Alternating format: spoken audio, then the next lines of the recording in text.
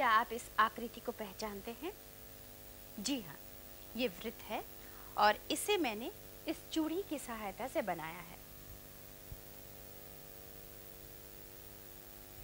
ऋजु रेखा के पश्चात वृत्त सबसे महत्वपूर्ण ज्यामितीय आकृति है। अब आप अपने चारों ओर देखिए। आप पाएंगे कि आपके आसपास की सभी वस्तुएं केवल रेखाओं द्वारा ही नहीं बनी हुई। इन चित्रों में से तीसरा वृत्त है, लेकिन आप ये कैसे कह सकते हैं? पहले और दूसरे चित्र को आप वृत्त क्यों नहीं कहते? तब वृत्त क्या है? ग्रीक गणितज्ञ यूक्लिड के अनुसार वृत्त एक बंद वक्र रेखा है जिसका प्रत्येक बिंदु एक नियत बिंदु, जिसे केंद्र कहते हैं, से समान दूरी पर होता है। दूसरे शब्दों में, वृत्त एक तल में बिंदुओं का एक सेट है जिसके सभी बिंदु उसी तल के किसी नियत बिंदु से समान नियत दूरी रखते हैं। त्रिभुज की ही तरह वृत्त के भी विभिन्न गुण होते हैं। शायद आप इन गुणों को जानना चाहेंगे। अब हम इनमें से सभी गुणों के संबंध में एक एक करके जानकारी प्राप्त करेंगे। किसी भी वृत्त की सभी त्रिज्याएं बराबर होती हैं। जैसा कि आप जानते हैं कि वृत्त पर किसी भी बिंदु को वृत्त के केंद्र से जोड़ने वाला रेखाखंड त्रिज्या कहलाता है। पुनः व्यास एक जीवा है जो वृत्त के केंद्र से होकर गुजरती है और व्यास की लंबाई त्रिज्या की लंबाई की दुगनी होती है। नोट करें, वृत्त पर किन्हीं दो बिंदुओं को जोड़ने वाली रेखा को जीवा कहते हैं। 2500 वर्ष पहले किसी ग्रीक गणितज्ञ थेल्स ने पता लगाया कि किसी भी वृत्त में अगर कोई व्यास खींचा जाए तो वो व्यास उस वृत्त को दो बराबर हिस्सों में बांटता है, यानी कि एक वृत्त को दो अर्ध वृत्तों में परिवर्तित करता है। किसी वृत्त की परिधि का इसके व्यास से अनुपात सदैव नियत रहता है। इस गुण को हम इस प्रकार लिख सकते हैं: C बटा 2R बराबर पाई, जहां R वृत्त की त्रिज्या और C इसकी परिधि है। स्थिरांक को ग्रीक अक्षर पाई द्वारा व्यक्त किया गया है, जिसका मान लगभग 3.14 अर्थात 22/7 होता है। यहाँ हम देख सकते हैं कि वृत्त की सीमा की लंबाई या वृत्त का परिमाप उसकी परिधि है। अब मैं आपसे एक प्रश्न करती हूँ। माना कि APB एक चाप है और इस चाप का डिग्री माप 60 है। यदि वृत्त की त्रिज्या R है तो चाप APB की लंबाई ज्ञात कीजिए। इसके लिए हमें चाप की लंबाई और इसके डिग्री माप के बीच संबंध ज्ञात होना चाहिए। यह संबंध है चाप की लंबाई बराबर परिधि गुणा चाप की डिग्री माप बटा 360। यहाँ आपने क्या देखा? यहाँ आपने देखा कि वृत्त के किसी चाप का डिग्री माप संगत केंद्रीय कोण का डिग्री माप है। यहाँ चाप APB का डिग्री माप 60 और परिधि 2 पाई r है। चाप APB की लंबाई बराबर 2 पाई r गुणा 60 डिग्री बटा 360 डिग्री बराबर 1/3 पाई r। अब हम भिन्न स्थिति पर विचार करेंगे। किसी चतुर्भुज को चक्रीय चतुर्भुज कहा जाता है जब इसके चारों ओर खींचा गया वृत्त उसके चारों शीर्षों से होकर गुजरता है। क्या आप चक्रीय चतुर्भुज के गुणों के बारे में जानना चाहेंगे?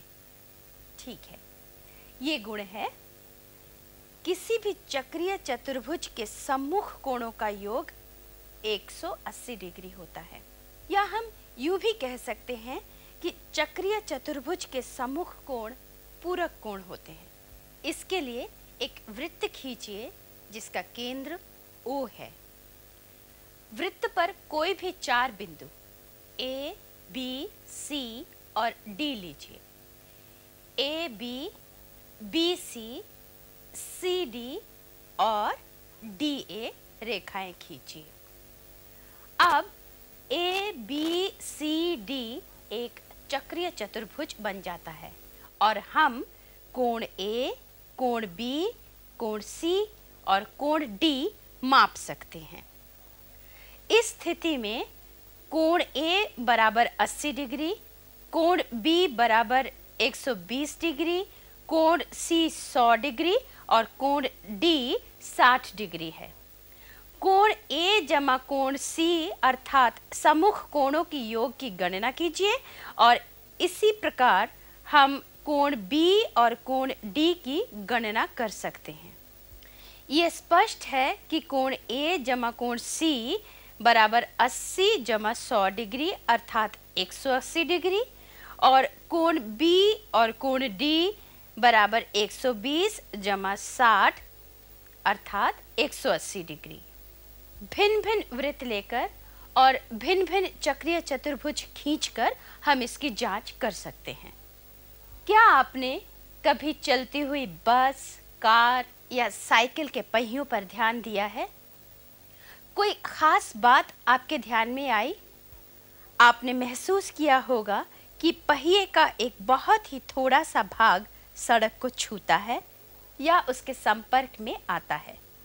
यदि आप किसी सिक्के को उसके छोर पर खड़ा करने की कोशिश करेंगे, तब भी आप महसूस करेंगे कि छोर का एक बहुत ही छोटा सा भाग उस मेज या फर्श के संपर्क में रहता है जिस पर सिक्का खड़ा है। वास्तव में यह भाग या हिस्सा बिंदु के बराबर ही होता है।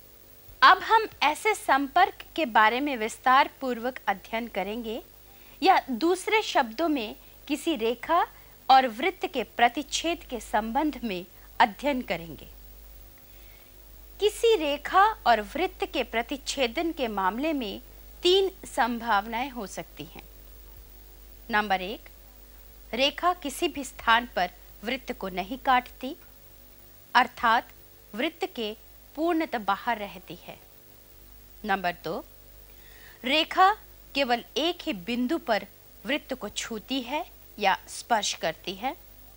और नंबर 3, रेखा 2 बिंदुओं पर वृत्त को काटती है, अर्थात रेखा का एक भाग वृत्त के अंदर रहता है और उसका कुछ भाग वृत्त के बाहर रहता है।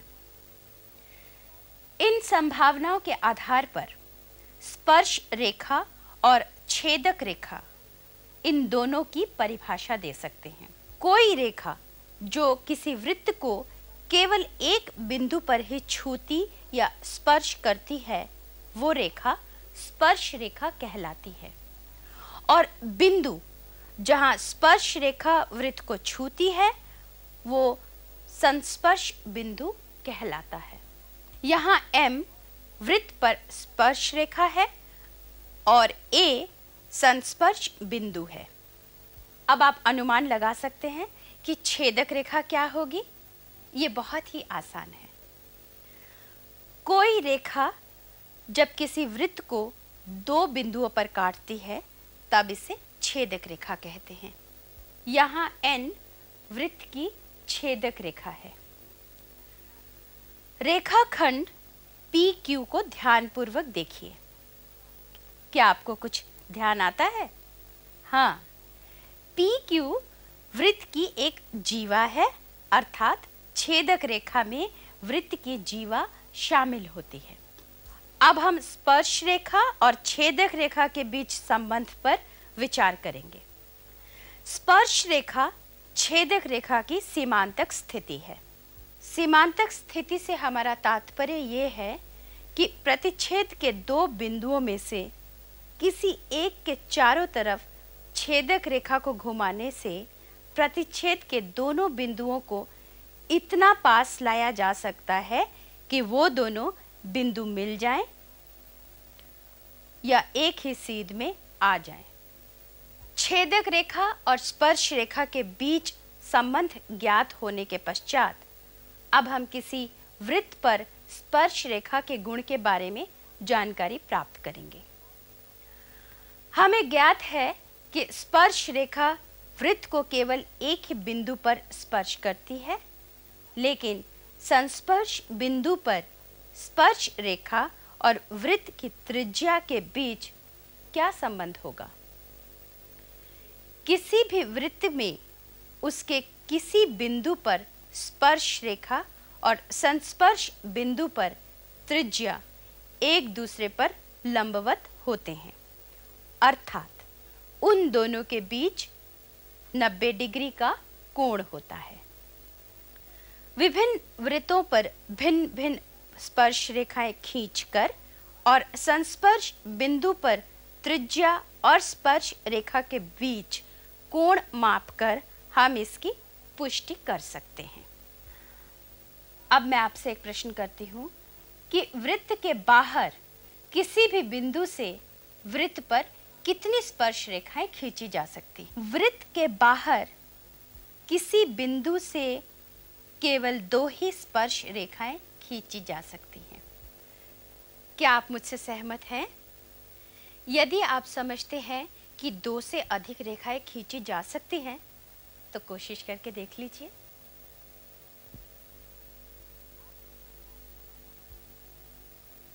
अब हमें ज्ञात हो गया है कि वृत्त के किसी बाहरी बिंदु से उस वृत्त पर 2 स्पर्श रेखाएं खींची जा सकती हैं।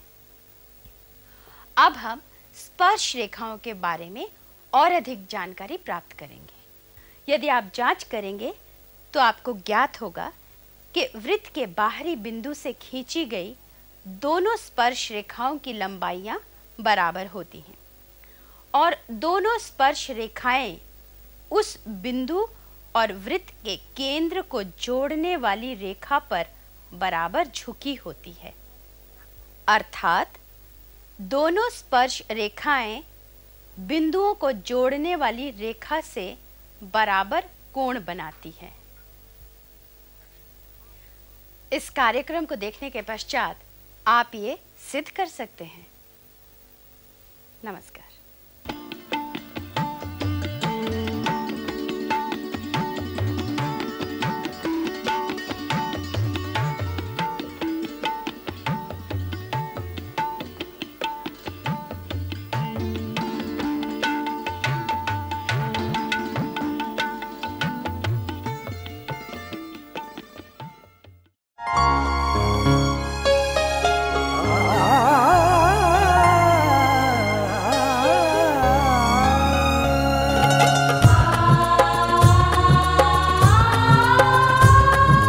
जीवन ये प्रकाशित करने, राहों को आलोकित करने, हम अपना दीपक स्वयं बने, हम अपना रास्ता स्वयं चुने।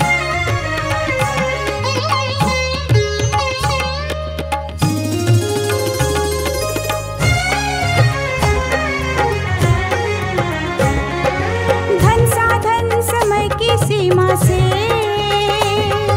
विद्यालय जो मुक्त हो, धन साधन समय की सीमा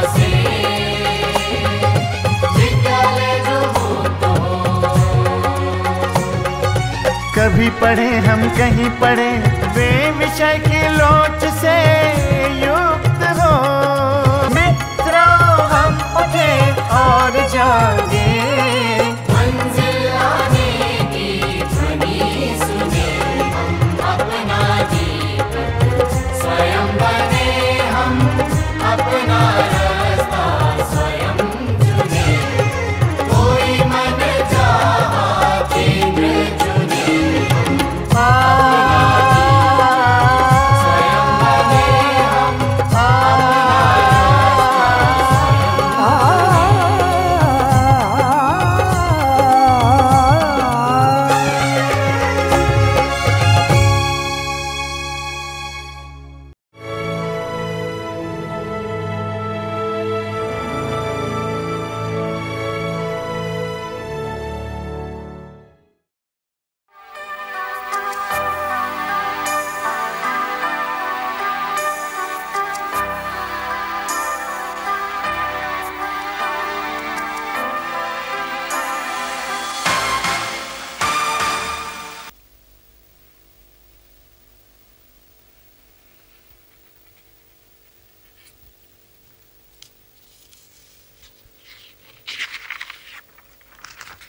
Could you recognize this shape? It's easy. I have drawn a circle with the help of this bangle. Next to a straight line, a circle is the most important geometric figure. Look around you. You'll find that the objects around you are not formed always by straight lines alone. Look at these figures carefully. Which one do you consider a circle? Among these three figures, the third one is a circle. But how do you say that? Why don't you call the first or the second figure a circle? What is a circle? According to Greek mathematician Euclid, a circle is a closed curved line, every point of which is the same distance from a fixed point called the center. In other words, a circle is a set of points in a plane which are at the same fixed distance from a fixed point in the same plane. Like a triangle, a circle has various properties. You'd be interested to know them. Let's know these properties one by one. All radii of a circle are equal. Again, a diameter is a chord which passes through the center of a circle and is twice the radius. The line segment joining 2 points on the circle is called a chord. 2500 years ago, Thales, a Greek mathematician, discovered that no matter what diameter one draws in a circle, it always bisects the circle, that is, cuts it into two halves.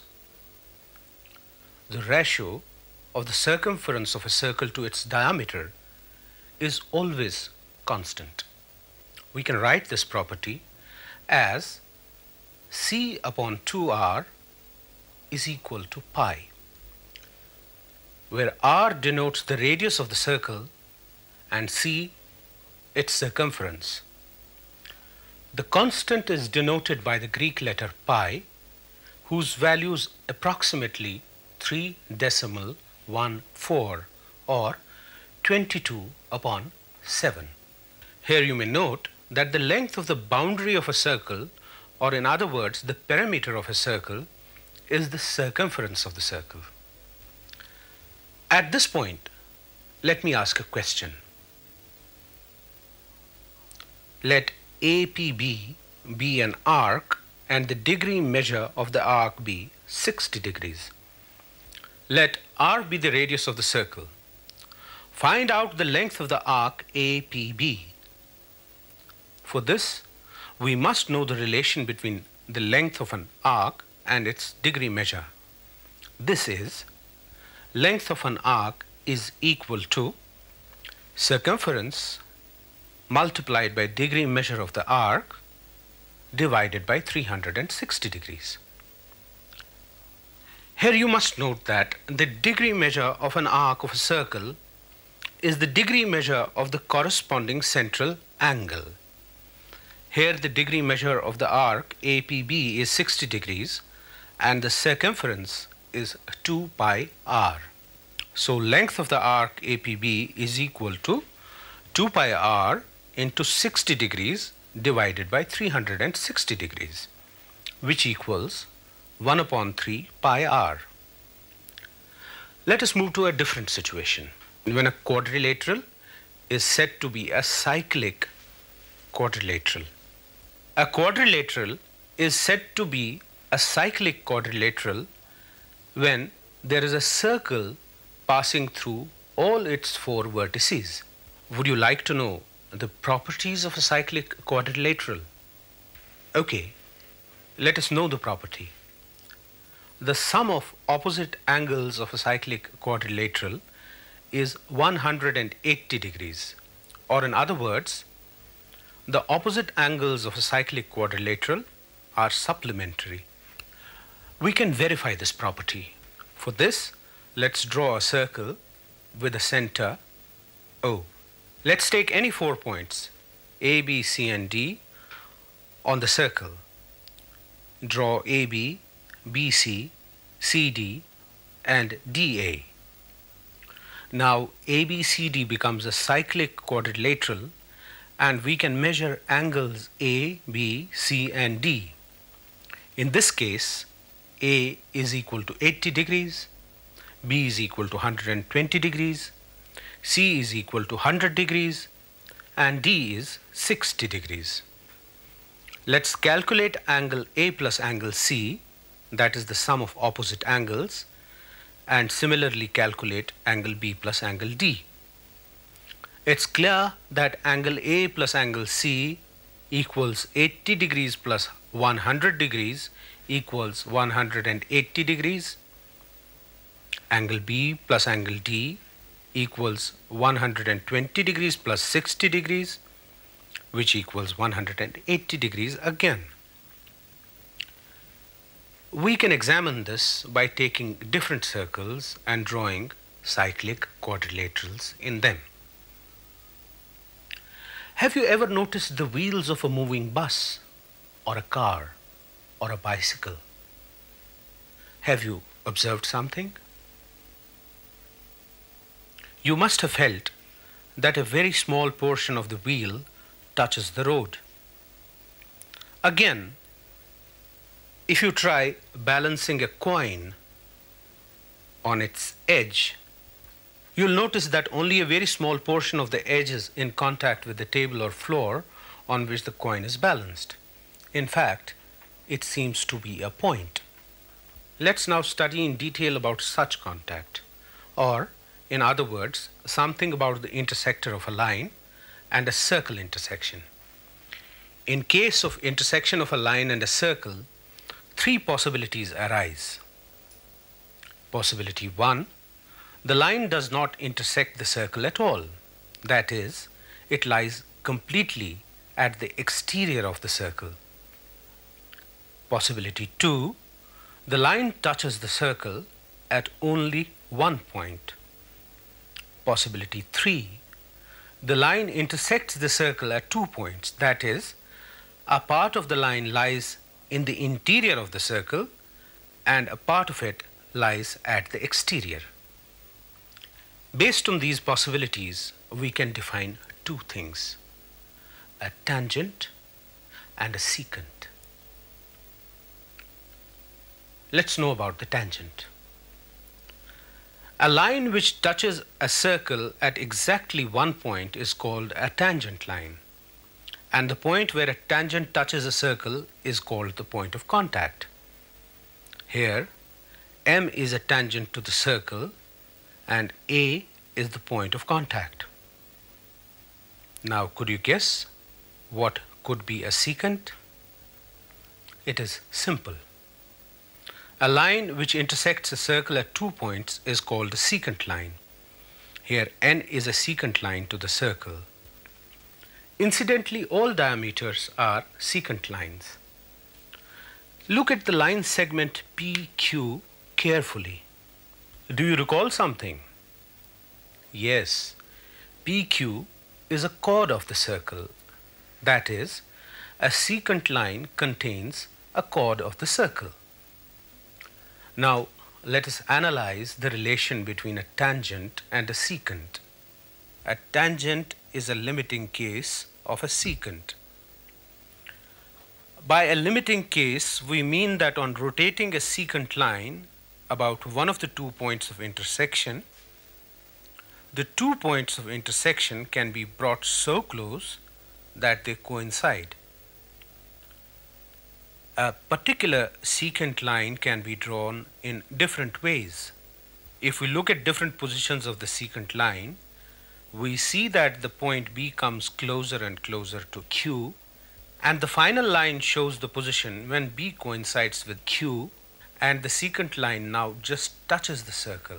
That is, it becomes a tangent to the circle at Q. After knowing the relation between a secant and a tangent, let us know the property of a tangent to the circle. As we know, the tangent touches the circle at one point. But what would be the relation of the tangent and the radius of a circle at the point of contact? In a circle, the tangent and the radius at the point of contact are perpendicular to each other. We can verify this by drawing tangents to different circles and measuring the angle at the point of contact. Now, let me ask you a question. How many tangents can be drawn to a circle from a point outside the circle? Could you guess? Only 2 tangents can be drawn to a circle from a point outside the circle. If you think you can draw more than 2 tangents, try your luck.